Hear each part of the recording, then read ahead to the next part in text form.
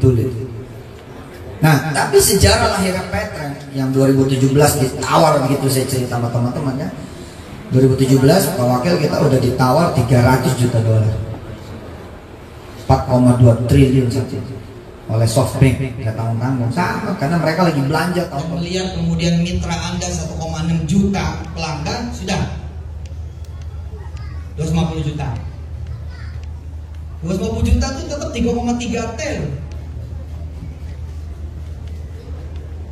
Dengan perusahaan-perusahaan yang sekelas SoftBank itu, ya intinya kayaknya menurut saya ngarang sih.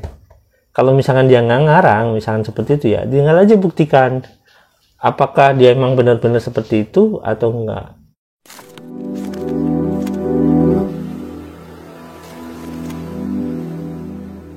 Assalamualaikum warahmatullahi wabarakatuh. Welcome back to my channel Tech TV. Ya, kita sebenarnya ngobrolin Python bosen ya, tapi ini ada pernyataan yang berbeda-beda. Kenapa sih saya sering mengupload sesuatu hal yang berkaitan dengan Python? Karena apa? Jikalau nanti kalau misalnya wah ini hoax, ini apa, sebenarnya yang bikin hoax siapa? Saya kan cuma menyajikan video yang kalau misalkan obrolannya itu kok bisa ya satu orang ngomongnya bisa beda-beda gitu. Nah, berbicara tentang Python itu nggak lebih daripada obrolan Yusuf Mansur yang bilang katanya valuasi Python 4T gitulah, intinya seperti itu. Kan teman-teman tahu lah. Dan saya butuh duit 1 triliun. Nah, itu dia sering muncul di media sosial. Nah, teman-teman, ini ada 3 video kurang lebih itu, tapi pernyataannya berbeda. Nah, kita lihat dulu video ya teman-teman. Ini ada 2 video yang saya sajikan, di mana yang satu katanya SoftBank, yang satu katanya perusahaan luar negeri. Nanti ada satu video lagi yang pokoknya gitulah intinya teman-teman. Yuk kita lihat dulu videonya teman-teman. Check it out.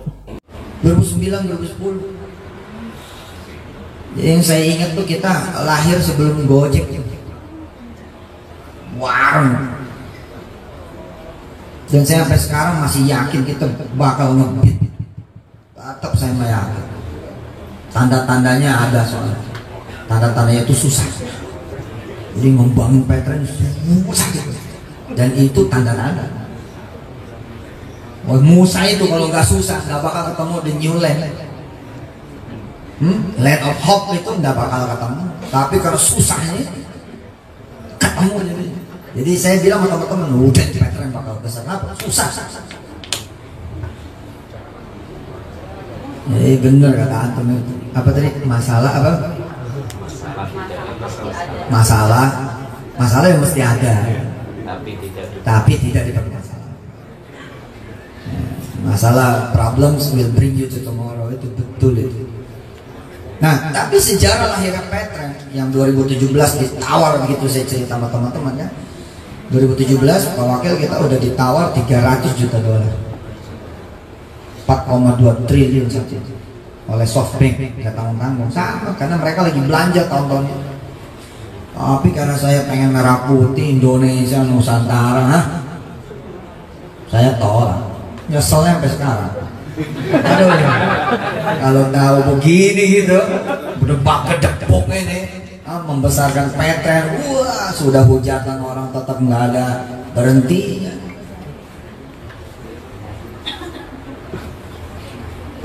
Buruk sangka, wasangka nggak ada berhenti.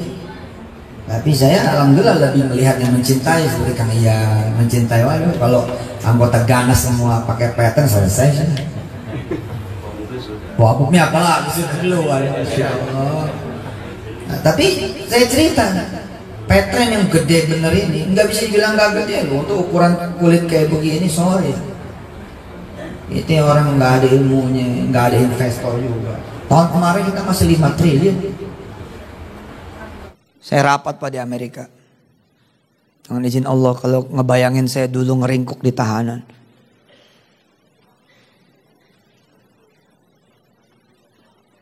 Periode 2014, 2015, 2016 saya bolak-balik ke Amerika, kita rapat Pak. Dengan mereka-mereka yang pengen membeli perusahaan kami dengan izin Allah Subhanahu wa taala.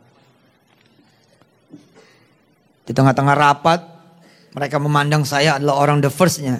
Saya adalah the owner-nya. Di tengah-tengah rapat dengan izin Allah, ibu bapak yang dirahmati Allah. Kan begini ya, orang kalau berhadapan, dia bos, terus saya bos, dia senang hatinya.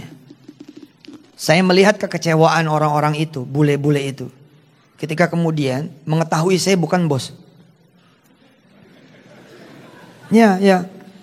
Begini ceritanya. Kan kita lagi tawar-menawar nih, berapa duit? Saya mau beli perusahaan Anda berapa duit? Ketika masuk waktu zuhur, saya kemudian pamit sama mereka. Saya bilang, I need time. Saya perlu waktu. I wanna meet my boss. Saya mau ketemu bos saya. Bule-bule itu sama Cina-Cina bule. Kemudian nanya sama saya. Oh, kira-kira bahasa Indonesia begini. Oh, jadi Anda kemari dengan bos Anda. Kenapa Anda gak suruh masuk bos Anda? Lalu buat apa kami bicara dengan Anda? Bahwa Anda itu bukan siapa-siapa. Anda tidak bisa memutuskan apapun. Lihat tuh, bule tuh. Bule dia memahami tauhid. Bule memahami tauhid. Bahwa saya tidak bisa memutuskan apapun. Kalau memang Anda bukan bosnya, kenapa saya harus ngomong dengan Anda? Harusnya itu yang kita pegang, bos. Itu yang harus kita pegang. Saya harus masuk Oxford, tapi Oxford ini harus ada TOEFL-nya. TOEFL-nya mesti mentok. Saya kalau mau masuk ini Michigan, kalau saya masuk UCLA, saya kalau masuk Boston, saya kalau mau masuk kemudian jangan. Ini jangan, belum masuk aja udah jangan. Islam akan berhutang kepada Anda semua insya Allah. Bagaimana ketika Allah kemudian dengan izinnya mengangkat derajat saya 600.000 orang sekarang setiap tahun menghafalkan Quran. Jadi saya harus mendorong setiap individu dari Anda semua. Kum, bangun, wake up, bangun. Saya duduk nih rapat. Menurut handphone saya punya jadwal sholat. Allah datang. Sholat zuhur, it's time for zuhur. Kemudian saya pamit sama bule-bule. Izin saya mau ketemu bos saya. This is me time dengan my boss. Mereka kecewa. Harusnya kecewa mereka itulah yang kita harus ada di diri kita. Ketika kita datang kepada teman minta bantuan, kemudian kita ngomong, ngapain ya saya datang ke dia? Oh, dia nggak bisa mutusin apa-apa. Ketika kemudian kita dapat gajian, kemudian kita bilang sama gajian kita ini, ngapain saya ini? Bergantung sama gajian saya untuk menghajikan emak saya, untuk merumahkan emak saya. Apaan ini gaji ini? Apa kalimat boleh-boleh itu, Pak? Oh, sorry, dia bilang. So you are not the first? So you are not the owner? Anda bukan yang pertama? Anda bukan orang yang pertama? Anda bukan pemilik dari Paytrend ini? Saya bilang, no. I am not owning anything. Saya bilang, saya tidak pernah memiliki apapun. Dia bilang. Terus dia ngomong tuh, saya kan ngerti ya. Ngerti alhamdulillah. Dia gak tahu saya ini kelahiran Tangerang. Dia pikir saya nggak bisa bahasa Inggris, padahal kenyataan. Nah, kita kan ngerti bahasa badannya kan. Kira-kira mereka mau ngomong, kita percuma nih ngomong sama yang bukan orang nomor satunya gitu. Oh, salah mereka. Dia bilang, bos ente suruh kemari. Saya bilang, you have to know who is my boss. Ente harus tahu siapa bos saya. Saya bangga sekali mengintroduce siapa Allah kepada mereka-mereka yang kafir. Saya bilang sama mereka siapa coba? Allah itu. My boss is the creator of this universe. Bos saya adalah pencipta langit semesta ini. Mereka Pak ketika duduknya nyantai, ketika dengar bahwa bos saya itu adalah my God. Bos saya adalah Tuhan saya. Mereka langsung, oh ya, oke. Oke, hebat, benar hebat. Subhanallah. Dan saudara tahu, cuman berjarak 30 menit, $2 juta naik Pak jadi $5 juta. Siapa yang bisa naikin? Padahal saya belum ngomong apa-apa. Enggak, saya ngomong apa-apa. Saya cuma bilang break, mau sholat dulu. Dia $2 juta. $2 juta itu gede Pak untuk ukuran kita udah gede. $2 juta itu it means kira-kira 30 miliar. Tapi saya nggak ngapa-ngapain gitu loh. Bener-bener saya nggak ngapa-ngapain, saya sholat. Kemudian saya bilang sama Allah, kira-kira begitu nih cerita, ya Allah, ini perusahaan ditawar 2 juta, terserah engkau. Asik gak? Selesai sholat apa kata dia? Oke, kita bicara lagi kata dia. Bagaimana dengan penawaran kami? Anda senang dengan $5 juta? Saya bilang gini, ini boleh nggak ingat omongannya Pak ya? Tadi dia bilang 2 juta, sekarang 5 juta kan? Karena saya muslim saya ingetin. Wait. Bukannya tadi Anda bilang 2 juta. Terus dia bilang, masa? Apa saya ngomong 2 juta tadi? Allah tuh yang bikin berubah. Terus apa saya bilang? Nanti saya tanya my boss. Sorry, I have to ask my boss. Oke. Ask your boss. Saya mau tanya bos saya. Anda tahu sebelum berangkat ke Korea, tawaran mereka berapa? 4 triliun Pak. Oke, teman-teman, itu sebenarnya video ini udah pernah saya sajikan ya. Cuma saya bahas lagi karena masih ada satu video lagi. Nah, teman-teman, dari tahunnya aja itu kan berbeda. Yang satu tahun 2017, yang satu bilang sekitar 2010-an, 4 triliun. Kalau misalkan memang PayTrend bagus ya sebenarnya. Kalau misalkan PayTrend bagus itu sebenarnya itu misalkan gini, dari 2010 ke 2000 misalkan sampai sekian lah gitu, sampai 2017 dibilangnya pada saat itu sebelum datang ke Korea itu. Jadi harusnya PayTrend udah naik tuh jadi 100T. Jadi ya seperti itulah teman-teman. Nah, ini masih ada pernyataan satu lagi ya teman-teman. Ini masih tentang PayTrend, tentang valuasinya, dimana valuasinya katanya sekian T gitu. Nah, kita lihat dulu ya teman-teman videonya. Yuk, check it out. Nah, kembali. Ternyata valuasinya bukan berdasarkan apa? Track record, bukan berdasarkan apa? Aset, bukan berdasarkan apa? Omset, bukan berdasarkan apa? Perhitungan valuasi betulan secara umumnya orang. Sehingga satu kawan saya yang malang melintang di dunia hostile, private placement, ya, bilang begini, Ustaz, nggak mungkin nggak ada due diligence. Mana ada orang mau naruh duit tidak mendue diligence? Gak mungkin orang kalau naruh duit dia pasti periksa keuangannya gimana, untung ruginya seperti apa, bagaimana neracanya, keadaan perusahaannya. Waktu itu saya bilang, iya karena Anda memakai ilmu umum.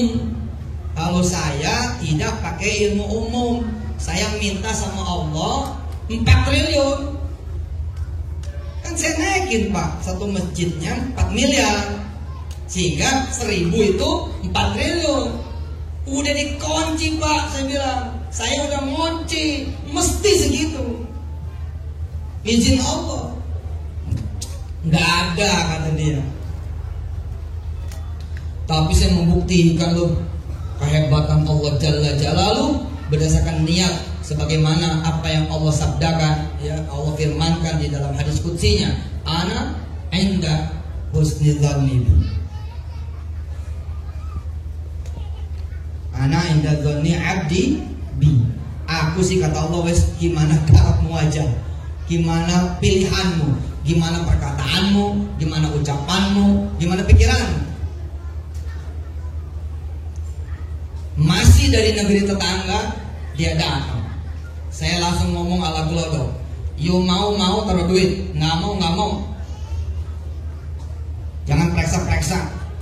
Rumah orang boleh periksa. Hah? Nanti udah periksa, tahu dalaman saya, tahu dapur saya sampai bikin. Oh enggak, kita mau betul-betul bekerja sama dengan Anda Pak Ustaz. We will win in your country and Southeast Asia. Udah terserah lu ngomong apa, bayarnya di muka. Taruh duit dulu. Oh nggak bisa Pak, kata dia. It cannot sir, dia bilang. How can I talk to my board? How can I talk to our board? Dia bilang terserah lu. Lu mau enggak. Di luar dugaan. Tiba-tiba NDA, langsung kemudian term sheet. Itu sampai term sheet aja di dunia private placement Pak, berita Pak. Berita itu sampai tanda tangan itu. Ini karena ada yang ngerekam, saya tidak bicara detail. Tapi melihat angkanya itu lompat saya. Oh, kan saya persilakan tuh, saya bilang Anda taruh aja duit Anda berapa gitu. Nanti saya pertimbangkan. Tahu yang ditaruh berapa, Pak? 300 juta dolar atau setara dengan 4,2 triliun rupiah. Tapi di situ masih ada bahasa validasi. Sehingga validasi ini tetap due diligence. Nggak mau saya. Pokoknya nggak mau. Karena itu kemudian term sheet yang Mas Polo juga baca nilainya jadi 250 juta dolar. Tapi kan menjadi cengli lah, fair. Toh dia beli kucing dalam karung. Kurang 50 juta gitu loh, kata dia kalau diizinkan kami memvalidasi 300. Tapi karena kami tidak tahu, kami lihat Anda saja Pak Ustadz, dan melihat kemudian mitra Anda 1,6 juta pelanggan, sudah 250 juta. 250 juta itu tetap 3,3 T.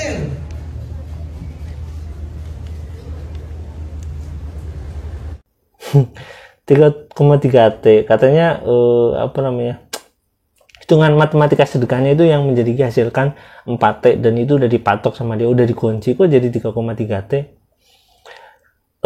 Ya begitulah kadang-kadang ngobrolnya. Di sisi lain juga obrolannya berbeda ya, tentang negara mana yang mau, bukan negara ya, perusahaan negara mana yang mau membeli, itu juga berbeda-beda teman-teman, dari tahunnya pun berbeda-beda.